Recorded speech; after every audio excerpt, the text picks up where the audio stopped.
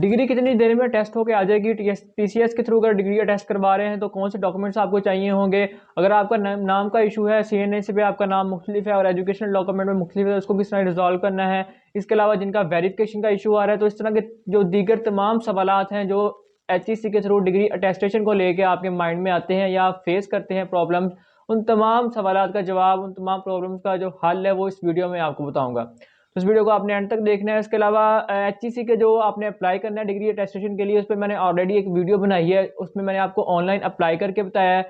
तो उस वीडियो के कमेंट सेक्शन में बहुत से सवालात थे जो स्टूडेंट्स पूछ रहे थे, तो उन सब सवालात को मैंने जो है अपने पास नोट किया है, तो उन तमाम के जवाब जो है आज की इस वीडियो में आपको दूंगा, ताकि आप अप्लाई करने से पहले या अप्लाई करने के बाद जो चीज़ें आपको फेस करने को मिलती हैं, तो वो तमाम प्रॉब्लम जो आपके हैं वो रिजॉल्व हो सकें। मेरा नाम है मोहम्मद अहमद और आप देख रहे हैं मेरा YouTube channel the career train. मेरे इस चैनल पे आपको तमाम एजुकेशनल कंटेंट देखने को मिलेगा। इसमें internships, government jobs, private jobs, scholarships, foreign scholarships, इसके अलावा universities admissions, entry test preparations और एजुकेशन से रिलेटेड जितने भी टॉपिक्स हैं, सीवी बनाने का तरीका, रिकमेंडेशन लेटर लिखने का तरीका, मोटिवेशन लेटर लिखने का तरीका, तो इस तरह के जो एजुकेशन से रिलेटेड जितनी भी चीज़ें हैं वो अपने इस यूट्यूब चैनल पे मैं कवर करता हूँ।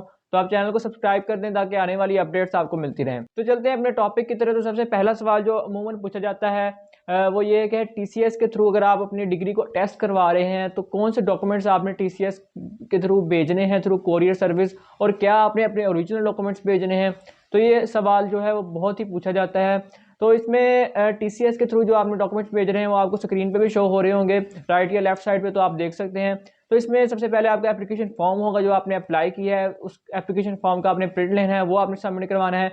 दूसरे नंबर पे आपके जितने भी ओरिजिनल डॉक्यूमेंट्स हैं मैट्रिक से ऑनवर्ड, मैट्रिक और इंटर, और इसके अलावा जो भी नेक्स्ट आपकी डिग्री अटेस्ट करवा रहे हैं, अगर आप बीएस की करवा रहे हैं तो जाहिर सी बात है बीएस की डिग्री होगी, ट्रांसक्रिप्ट होगी, मास्टर्स की करवा रहे हैं तो वो होगी। बाकी आगे जाके डिस्कस करते हैं कि अगर आपके पास डिग्री नहीं है, सिर्फ ट्रांसक्रिप्ट है, तो उसका क्या करना है, तो वो चीज़ें मैं डिस्कस करूंगा।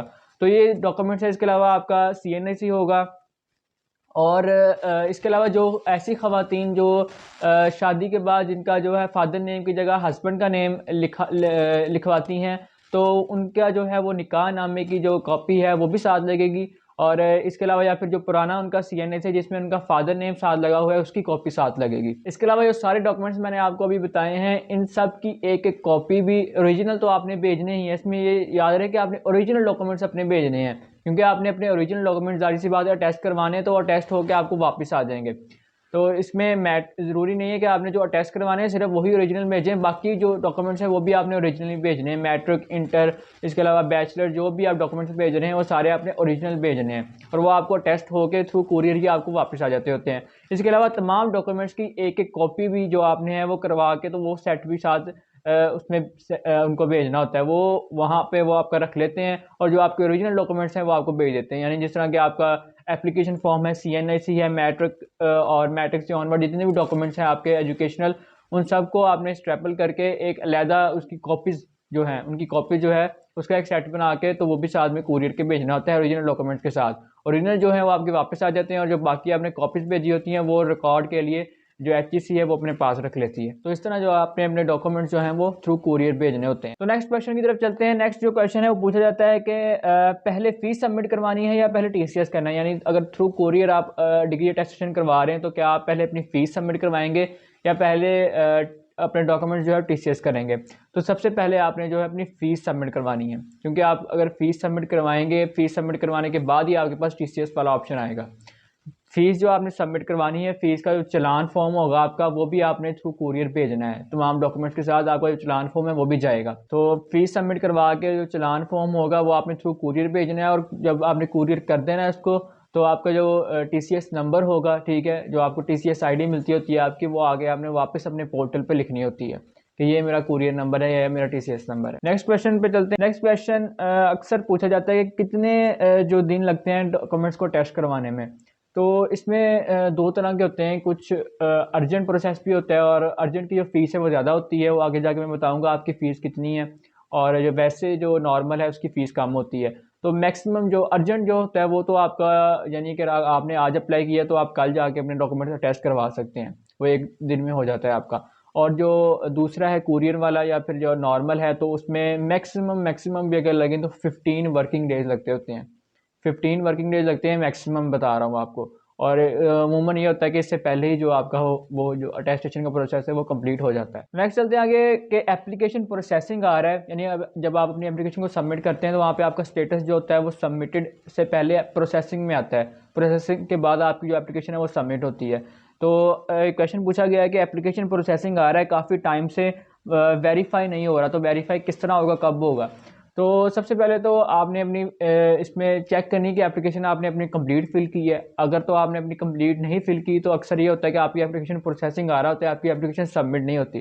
तो आपका कोई भी चीज़, कोई पिक अपलोड करने वाली रह गई है या कोई एजुकेशन डॉक्यूमेंट अपलोड करने वाला रह गया या कोई सेगमेंट आपने खाली छोड़ दिया है, तो वो आपने देखना है। तो उसको पहले आपने अपनी एप्लीकेशन को कम्प्लीटली फिल करना है। फिर भी अगर आपका वेरीफाई नहीं हो रहा तो आपको मेल रिसीव होती है, आपने मेल चेक करनी है, ठीक है। उस मेल में आपको वेरीफाई का ऑप्शन नज़र आता है, उस पर आपने क्लिक करना है तो आपकी जो एप्लीकेशन है वो वेरीफाई हो जाती है। तो अक्सर वो जो मेल है वो स्पैम फोल्डर में भी आ जाती होती है, तो आप अपना जो मेल बॉक्स है चेक कर सकते हैं। तीसरे नंबर पे ये होता है कि अक्सर स्टूडेंट्स ने कोई 4-5 माह पहले अपनी एप्लीकेशन सबमिट की होती है और उस वक्त उनको ज़रूरत नहीं होती है टेस्टेशन करवाने की। 4-5 माह बाद जब उनको डिग्री मिलती है या ट्रांसक्रिप्ट मिलती है तो तब वो उस एप्लीकेशन की बेस पे अप्लाई कर रहे होते हैं।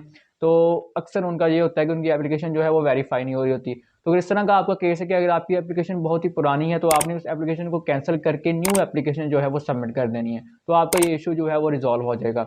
इसके अलावा नेक्स्ट क्वेश्चन पूछा जाता है कि आपका जो आपने अप्लाई करते वक्त जो अकाउंट बनाना होता है तो अक्सर आपकी वेरिफिकेशन नहीं हो रही थी। तो ये मैंने बारहा बताया कि आप चाहे कोई भी गवर्नमेंट जॉब के लिए अप्लाई कर रहे हैं, किसी एंट्री टेस्ट, किसी एडमिशन, जहाँ भी आपने अप्लाई कर रहे हैं, तो एक बात आपने याद रखनी है कि आपने कभी भी कोई ऐसा नंबर नहीं देना वेरिफिकेशन के लिए जिसमें आपकी सिम जो है कन्वर्ट की गई हो। यानी कईयों के पास ऐसा नंबर यूज़ हो रहा है जिसका वो जैज़ का नंबर है, मगर वो सिम जो होती है वो जोंग पे कन्वर्ट होती है या यू फोन पे कन्वर्ट होती है। तो ऐसा नंबर अगर आप देंगे तो उस पर आपको वेरिफिकेशन कोड जो है वो रिसीव नहीं होगा। तो अगर आप ऐसा नंबर दे रहे हैं तो अपना नंबर चेंज करें, तो आपको जो आपके सिम पे वेरिफिकेशन कोड जो है वो रिसीव हो जाएगा और आपका ये मसला भी हल हो जाएगा। अब नेक्स्ट चलते हैं। नेक्स्ट पूछा गया कि मेरे पास डिग्री अभी नहीं है, यूनिवर्सिटी से नहीं ली, क्या मैं अपनी ट्रांसक्रिप्ट जो है वो टेस्ट करवा सकता हूँ? तो इसमें यह है कि ट्रांसक्रिप्ट आपके टेस्ट हो सकती है, बिल्कुल आप करवा सकते हैं। मगर ये होता है कि आपने ना इसमें चेक करना होता है कि आप यहाँ अप्लाई कर रहे हो उनकी रिक्वायरमेंट क्या है। जिस तरह कि आप अगर किसी स्कॉलरशिप में अप्लाई कर रहे हैं तो उन्होंने क्या मांगा है, उन्होंने आपकी डिग्री मांगी है या आपकी ट्रांसक्रिप्ट मांगी है, या आप किसी जॉब में अप्लाई कर रहे हो, किसी स्कॉलरशिप, जहाँ भी आप अप्लाई कर रहे हो ना, आपने उनकी रिक्वायरमेंट देखनी है कि उनकी रिक्वायरमेंट क्या है। उस हिसाब से आपने वो वाला डॉक्यूमेंट जो है वो टेस्ट करवाना है, ना कि ये कि आप मुझसे पूछें कि मैं क्या टेस्ट करवाऊँ या ये चीज़ टेस्ट हो जाएगी, या आप देखें कि चलो डिग्री नहीं है तो मैं ट्रांसक्रिप्ट करवा लेता हूँ। ये गलती आपने नहीं करनी। जो आपको चीज़ रिक्वायर है, जो आगे आपने भेजनी है उनको, तो वो आप टेस्ट करवाएं। तो इसमें यह है कि आपकी डिग्री भी टेस्ट हो जाती है। अगर आपके पास डिग्री नहीं है, ट्रांसक्रिप्ट की बेस पे आप अप्लाई कर रहे हैं और आप उनको ट्रांसक्रिप्ट की बेस पे आपको वो अलाउ कर रहे हैं अप्लाई करने का, तो आप ट्रांसक्रिप्ट भी जो है वो टेस्ट करवा सकते हैं, ठीक है। आगे नेक्स्ट क्वेश्चन है, उसमें नेम का जो इशू आता है वो पूछा गया है कि फादर नेम एजुकेशन डॉक्यूमेंट पे मेंशन है जबकि CNSE पे मेंशन नहीं है, या फिर एजुकेशन डॉक्यूमेंट पे जो फादर नेम मेंशन है और CNSE भी उसमें उसमें कुछ डिफरेंस है। जिस तरह के यहाँ पे एक कमेंट आया था कि CNSE पे नाम जहरा इकबाल है जबकि डिग्री पे जो नाम है वो जहरा इकबाल शाहिद है। तो इसका क्या हल होगा, इससे जो एप्लीकेशन है वो रिजेक्ट तो नहीं हो जाती? तो इसको आपने समझना है कि जो अगर तो मैं आपको इसमें बताऊंगा तीन अगर चेंजिंग हैं आपके नेम में, तो वो तीन चेंजेस ऐसी हैं जो कि एक्सेप्टेबल हैं। उसके अलावा जो कोई होगी वो एक्सेप्टेबल नहीं होगी। उसका हल क्या होगा वो भी मैं आपको बताऊंगा। अब उस चेंजेस में क्या है कि सबसे पहले अगर आपका कोई प्रोफेशनल नेम साथ जुड़ा हुआ है, जैसे कि आपके एजुकेशन डॉक्यूमेंट में आपके साथ लिखा हुआ है डॉक्टर आपकी नेम के साथ, ठीक है, साथ में प्रोफेशनल टाइटल लगा हुआ है, तो वो एक्सेप्टेबल है। वो आपके CNSE पे जाहिर सी बात नहीं लगा होगा, अगर एजुकेशन डॉक्यूमेंट में अगर लगा हुआ है तो वो एक्सेप्टेबल है, उसका कोई इशू नहीं होता। दूसरे नंबर पे कईयों का कास्ट का होता है। कईयों का ये होता है कि एजुकेशन डॉक्यूमेंट या सीने से फ़र्क होता है कि जिस तरह सैयद, कई अपने नाम से पहले जो है सैयद हैं वो सैयद लिखते हैं, सैयद अली या सैयद हसनैन, और एजुकेशन डॉक्यूमेंट में अकेला हुसनैन मेंशन होता है तो तब भी कोई इशू नहीं होता, वो भी एक्सेप्टेबल है। और तीसरे नंबर पे जो अक्सर इशू होता है वो होता है मोहम्मद का, यानी जिनके नाम के शुरू में मोहम्मद लगता है, जिस तरह मेरे नाम के शुरू में मोहम्मद अहमद है। तो कईयों के ऐसे होता है कि एक जगह पे मोहम्मद कंप्लीट लिखा होता है और एक जगह पे उन्होंने M.अहमद, जिस तरह सिर्फ मोहम्मद को M. से रिप्रेजेंट किया होता है। तो अगर आपका ये चेंज आ रही है, दोनों डिफरेंस आ रहे हैं, तो ये भी एक्सेप्टेबल है। तो ये 3 चीज़ें जो HEC ने खुद बताया कि अगर ये 3 आपके इशू हैं तो ये तीनों जो हैं एक्सेप्टेबल हैं। अगर इसके अलावा कोई इशू है, जिस तरह कि अगर आपका एजुकेशन डॉक्यूमेंट पे आपका नेम है और दूसरे CNAC पे आपके फादर का नेम भी साथ आपके मेंशन है, और एजुकेशन डॉक्यूमेंट पे आपका मेंशन ही नहीं है नाम आपके फादर का, ठीक है, जिस तरह के आफ्ताब इकबाल कोई नाम है, तो एक जगह पे आफ्ताब इकबाल है और एक पे केला आफ्ताब है, ठीक है, या एक जगह मोहम्मद आफ्ताब इकबाल है और उस पर केला आफ्ताब है। इस तरह कोई इशू आपके आ रहा है, यानी अगर आपका नेम का फ़र्क है या फिर फादर नेम बिल्कुल ही मेंशन नहीं है, तो वो एक्सेप्टेबल नहीं होता। उसको हल करने के 3 तरीके हैं। सबसे पहले तो आप अपना CNAC पे जो है वो नाम चेंज करवा के अपने एजुकेशन डॉक्यूमेंट के मुताबिक करें उसको, वो नादरा ऑफिस से आपका चेंज हो जाता है। दूसरा, आप अपने एजुकेशन डॉक्यूमेंट जो आपने टेस्ट करवाना है उसका जो नाम है वो चेंज करवा के अपने CNAC के मुताबिक कर लें, तो वो आपका एजुकेशन डॉक्यूमेंट जहाँ से भी आपको मिला, यानी आप यूनिवर्सिटी से मिला है तो आपका यूनिवर्सिटी से वो जो नेम है वो एप्लीकेशन देंगे कंट्रोलर ऑफिस में, तो वहाँ से वो आपका नेम जो है वो चेंज कर देते हैं और दोबारा आपको जो डिग्री है वो इशू हो जाती है। तीसरा तरीका ये है कि DSIF फॉर्म है एक। DSIF फॉर्म HEC की वेबसाइट में डाउनलोड वाले सेक्शन में मौजूद होता है।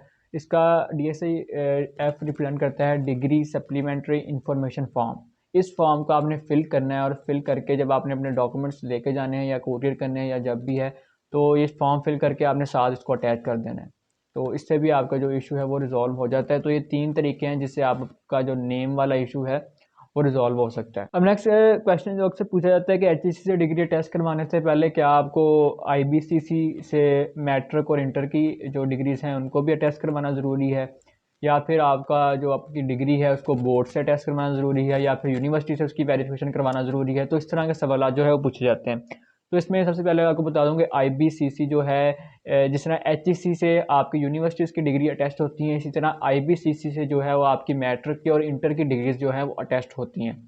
तो अगर आप अपनी HEC से डिग्री अटेस्ट करवा रहे हैं तो उसके लिए आपको IBCC से मैट्रिक और इंटर की डिग्रीज को अटेस्ट करवाने की ज़रूरत नहीं है।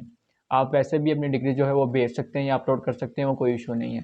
और दूसरा ये कि आपकी जो यूनिवर्सिटी से जो वेरिफिकेशन होती है डिग्री की वो ऑलरेडी हुई होती है, यानी ज़ाहिर सी बात है आपको जो डिग्री इशू हुई है उस पर कंट्रोलर ऑफ एग्जामिनेशन की स्टैंप लगी है, डीन की स्टैंप लगी है, आपके VC के सिग्नेचर हुए हैं, तो वो ऑलरेडी वेरीफाई हुई होती है। उसको कोई दोबारा स्पेशली वेरीफाई करवाने की ज़रूरत नहीं है आपको, और ना ही आपका कोई आपको अपने मुतलका बोर्ड से जाके टेस्ट करवाने की ज़रूरत है। आपकी जो टेस्टेशन है वो HEC के थ्रू ही होती है। आपने सिर्फ जो भी डॉक्यूमेंट्स अपना जो टेस्ट करवाना है वो अपने HEC से करवाना है, उसके लिए आपको दूसरे डॉक्यूमेंट्स को टेस्ट करवाने या कहीं से भी वेरीफाई करवाने की ज़रूरत नहीं होती, ठीक है। और नेक्स्ट क्वेश्चन की बात करें तो नेक्स्ट ये है कि अप्लाई करते वक्त कौन से डॉक्यूमेंट्स अपलोड करने हैं। अब इसमें ये है कि अक्सर क्वेश्चन स्टूडेंट्स ये करते हैं कि क्या हमने सिर्फ वही डॉक्यूमेंट्स अपलोड करने हैं जो कि टेस्ट करवाने हैं, या कि तमाम डॉक्यूमेंट्स जो हैं अपने अपलोड करने हैं। जिस तरह मैंने आपको पहले बताया कि अगर आप TCS करवा रहे हैं डॉक्यूमेंट्स या खुद जा रहे हैं चल के, तो आपने तमाम अपने डॉक्यूमेंट्स जो ओरिजिनल है वो साथ लेके जाने हैं या TCS करने हैं।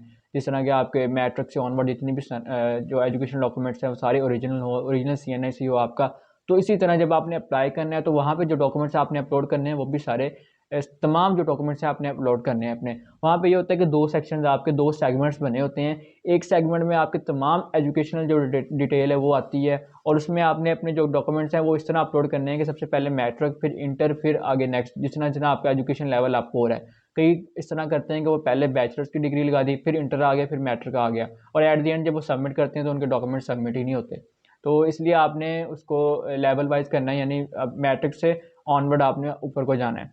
तो दूसरा ये कि इसमें 2 सेगमेंट्स होंगे। एक सेगमेंट में आपके तमाम एजुकेशन डॉक्यूमेंट्स अपलोड होंगे और दूसरे सेगमेंट में सिर्फ वो डॉक्यूमेंट अपलोड होंगे जिसको आपने अटैच करवाना होगा। इसके अलावा जब आप अप्लाई करेंगे तो आप जो मेरी अप्लाई वाली वीडियो है वो देख सकते हैं, तो उसमें मैंने बताया हुआ है, अप्लाई करके दिखाया कि कौन कौन से डॉक्यूमेंट जो है आपने वहाँ पे अपलोड करने हैं, किस तरह करने हैं, तमाम प्रोसेस आपके साथ डिस्कस किया हुआ है। अब नेक्स्ट चलते हैं कि क्या HEC डिग्रीज़ की फ़ोटोकॉपीज़ को भी अटेस्ट करता है। अब इसमें यह है कि बिल्कुल आप अपनी जो डिग्रीज़ की फ़ोटोकॉपीज़ हैं वो भी अटैच करवा सकते हैं, मगर इसकी शर्त ये है कि अगर आपके ओरिजिनल डॉक्यूमेंट ऑलरेडी अटेस्टेड हैं फिर ही आपकी फ़ोटोकॉपी अटेस्ट होगी। यानी कि इस तरह होता है कि बाद स्टूडेंट्स ने अपनी जो ओरिजिनल डॉक्यूमेंट्स हैं वो तो HEC से अटैच करवाए होते हैं, साथ में उन्होंने फ़ोटोकॉपीज़ भी अटैच करवाई होती हैं। बाद जगह पे जहाँ पे आप अप्लाई कर रहे होते हैं उन्होंने कहा होता है कि अपनी जो फ़ोटोकॉपी है अटेस्टेड वो सबमिट करवानी है हमें, ठीक है। तो इस तरह की जो अगर रिक्वायरमेंट जो होती है तो उसमें आप अपनी जो कॉपी है वो भी अटैच करवा सकते हैं। तो इसकी फ़ीस जो है वो मुख्तलिफ होती है। अगर आपने अपनी ओरिजिनल डॉक्यूमेंट अटैच करवाना है चाहे वो ओरिजिनल ट्रांसक्रिप्ट है, चाहे वो ओरिजिनल डिग्री है, तो उसकी जो फ़ीस होती है वो 1000 रुपीज़ है एक डॉक्यूमेंट की। और अगर आपने फ़ोटो कॉपी अटैच करवानी है तो उसकी फ़ीस 700 है।